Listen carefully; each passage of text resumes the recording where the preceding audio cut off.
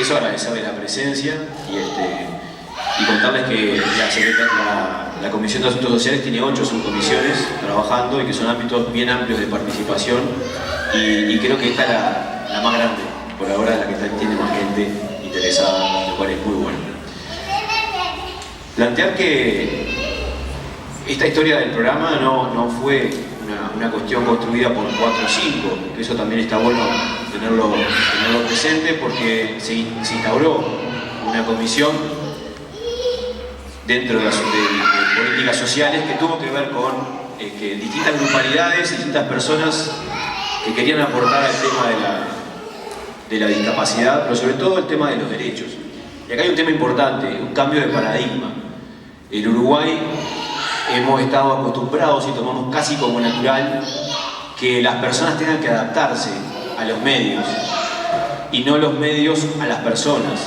Y así el Estado ha desarrollado una estructura formidable de prestaciones, de pensiones, de asignaciones a las personas con discapacidad, pero esa política concreta no ha logrado transformar las estructuras para que las estructuras se adapten a las personas.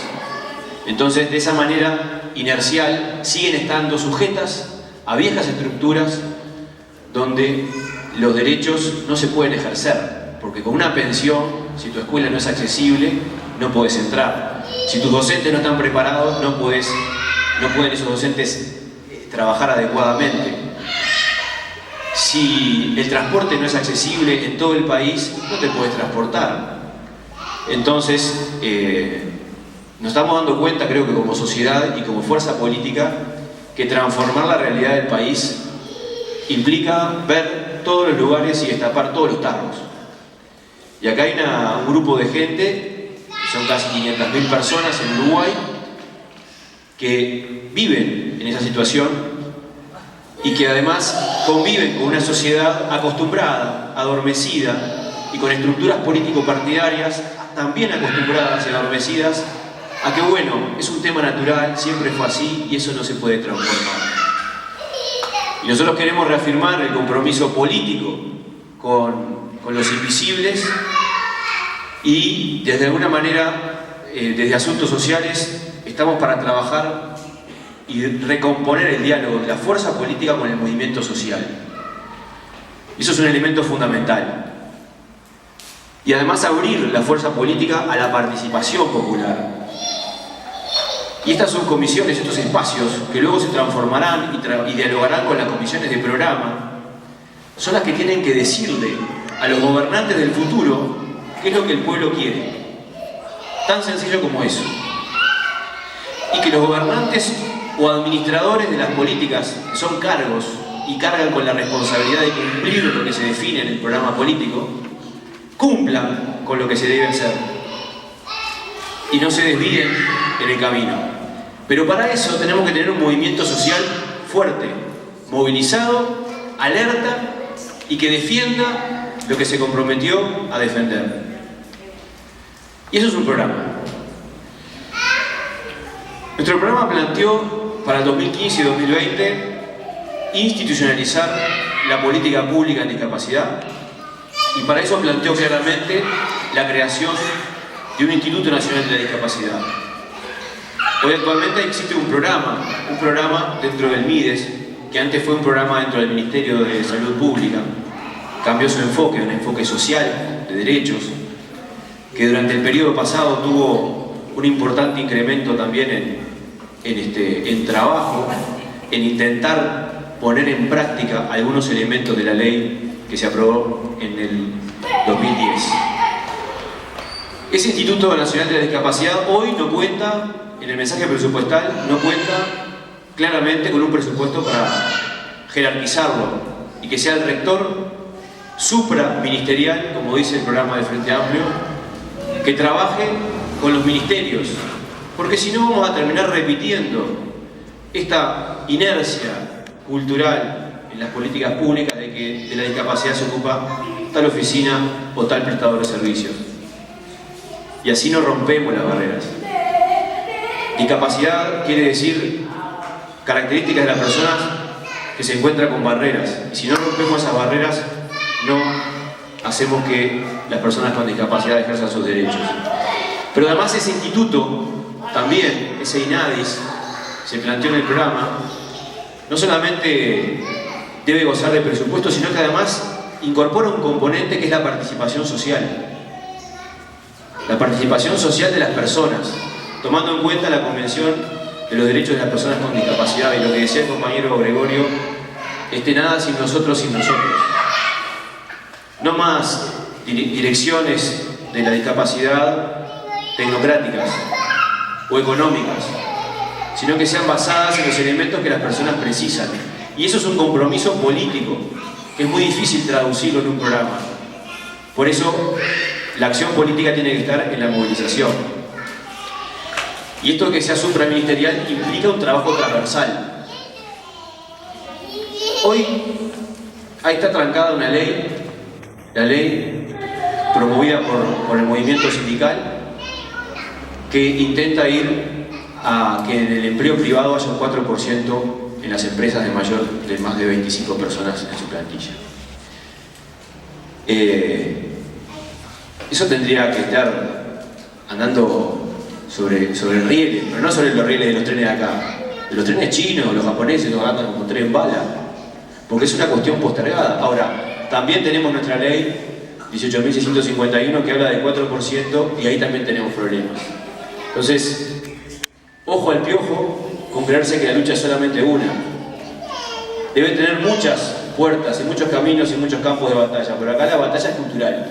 Y el que no vea eso puede quedarse peleando por un punto. Nosotros queremos todos los puntos. También el programa de Frente Amplio hablaba de la certificación única. Ya hablaron algunos compañeros.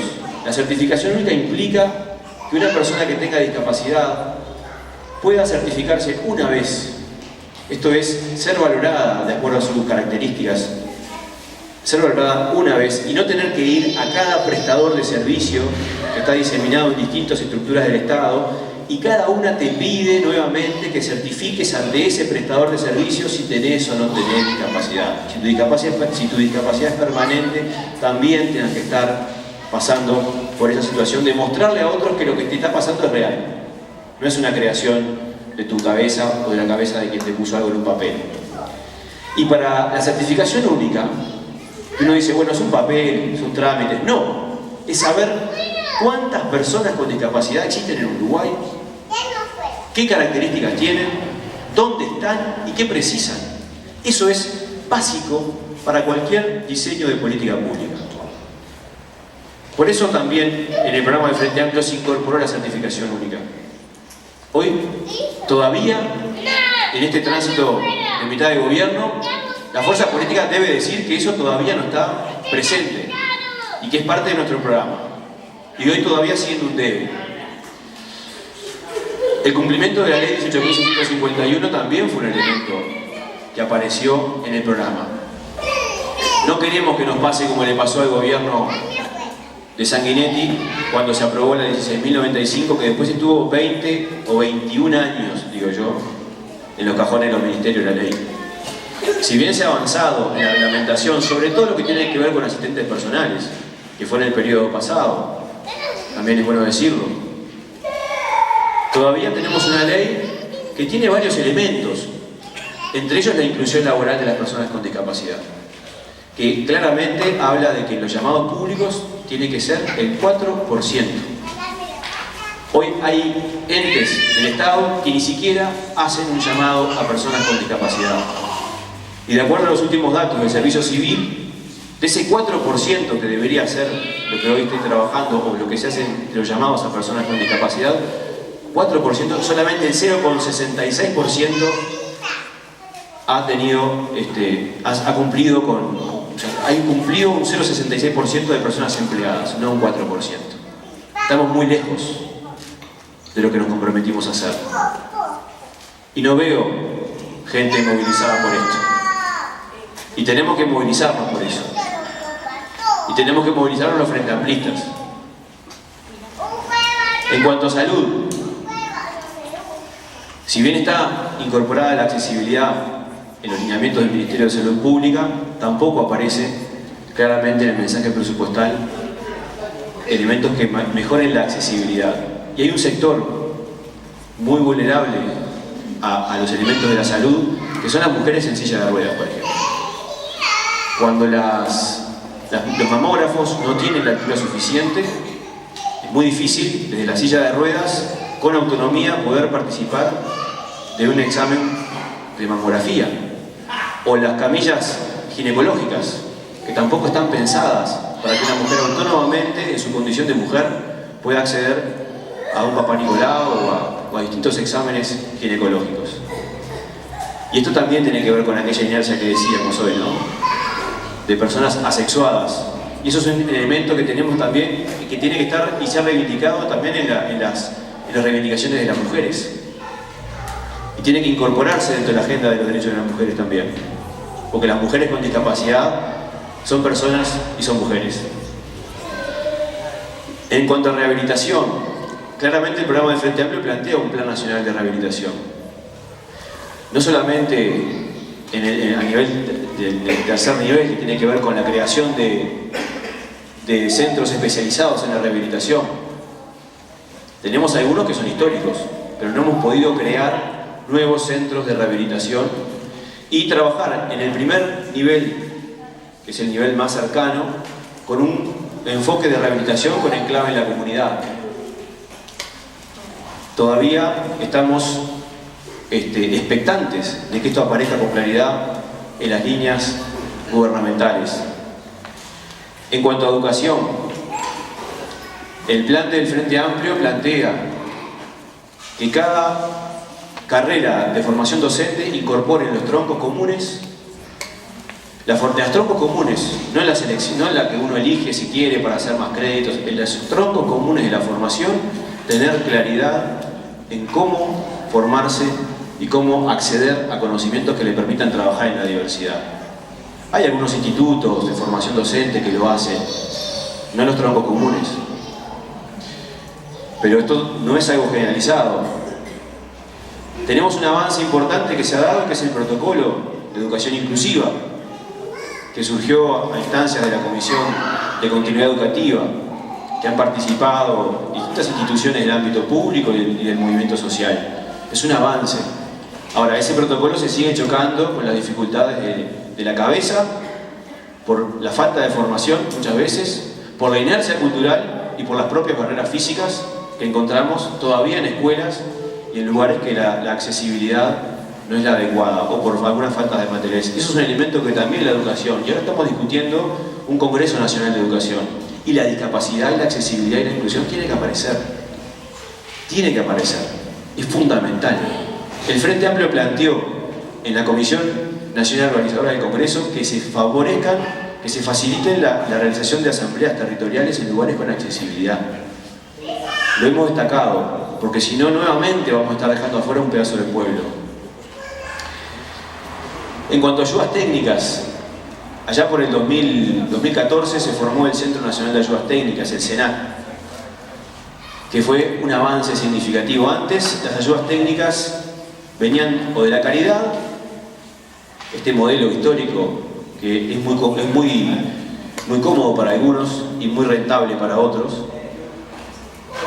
Antes también las intendencias, y la Intendencia de Montevideo cumplía un trabajo importante para todo el país, no solamente para los habitantes de Montevideo.